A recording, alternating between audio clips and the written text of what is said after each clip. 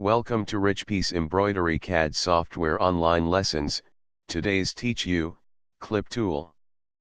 Clip, the object will be separated independently. At first make multiple vector object.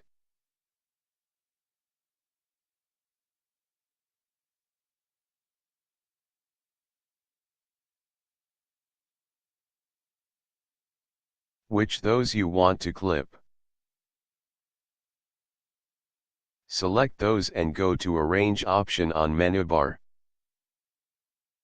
Then click on Shape and Order for clip.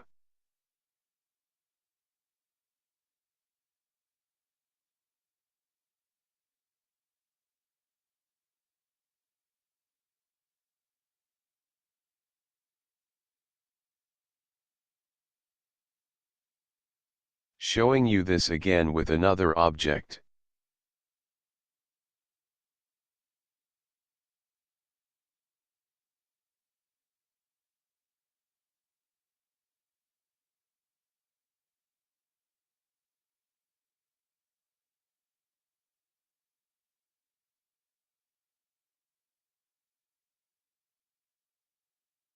Thanks for watching today's video. See you tomorrow again.